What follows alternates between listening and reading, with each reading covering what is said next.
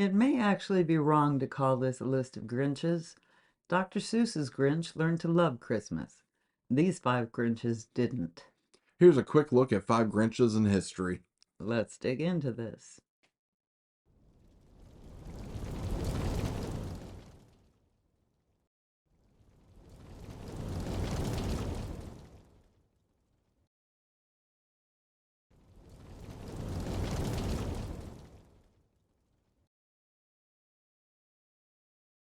He was a Canadian psychiatrist known worldwide as the Doctor of the Human Race, and also as a man who killed Santa Claus. In 1945, while Chisholm was the Deputy Minister of Health for Canada, he told the Ottawa, Canada Home and School Association that any child that believed Santa was real had no ability to think. He went into detail, too, claiming a child of 4 should know a grown man could not deliver gifts all over the world in one night or fit down a chimney, among other things. The press went crazy and asked questions. Chisholm doubled down, as we say nowadays, saying Santa was, quote, one of the worst offenders against clear thinking, and so an offense against peace, end quote. Today, this might be enough to get a man canceled, but not then. Despite widespread criticism and calls that he be removed from office, Chisholm was actually appointed as the first Director General of the World Health Organization in 1948. He also co-founded the World Federation for Mental Health the same year. Late on Christmas Eve in 1914, British and French troops awake in their trenches in World War I's Western Front heard German troops singing carols and patriotic songs in their trenches. They could see lanterns and a few small Christmas trees along parts of the trenches, too. The British and French troops decided to sing as well, and soon wishes of happy Christmas and goodwill were called out between the enemy forces. Then a few soldiers crossed no man's land, exchanging gifts of food, alcohol, and cigarettes. On Christmas Day, the two sides met in a no man's land, the space between the opposing forces, and shared their Christmas treats and a game of football during an unofficial temporary ceasefire agreed to by just these troops in just a small area of the war. It was a much needed break from the horrors of war for the men, but their commanding officers thought it was a bad idea. By December 29th of 1914, German commanders had condemned the fraternization and warned any attempts to repeat the celebration would be considered treason. In December of 1915, the Allied commanders ordered all fraternization stopped.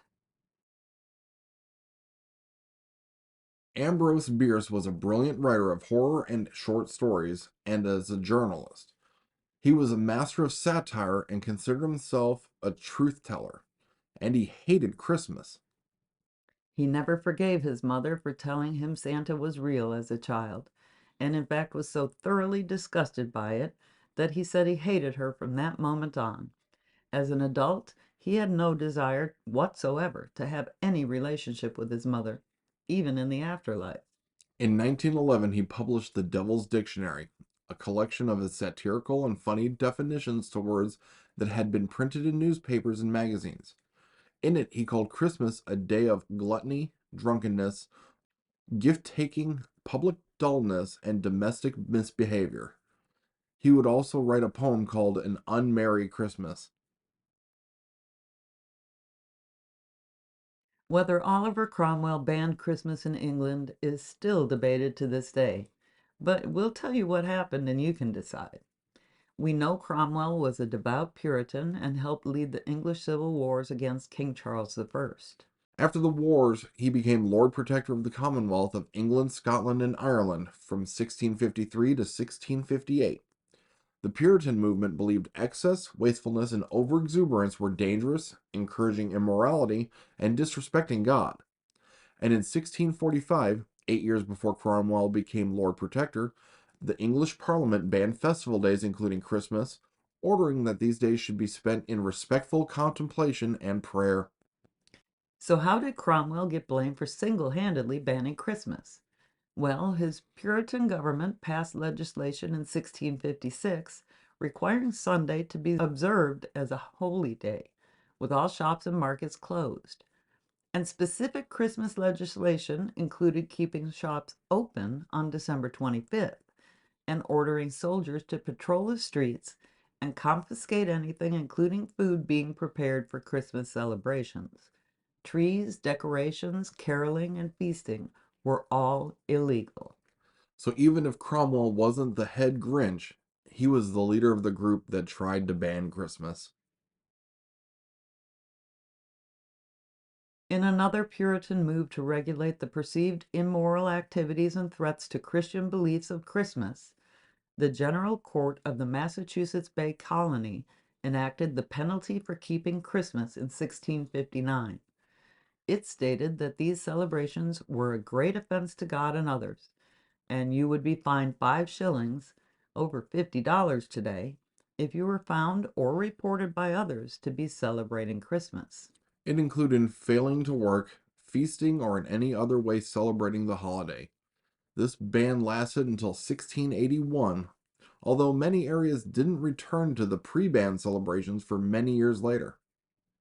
We hope the only Grinch in your holidays is the fuzzy green guy whose heart grew 3 sizes in Whoville. Happy holidays from us at Dragon Den Productions. And as always, thanks for watching. Hey, here's another Dragon Den video you might like. And if you like this video, don't forget to hit that thumbs up button.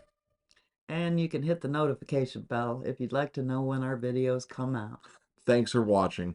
We'll see you on the next one.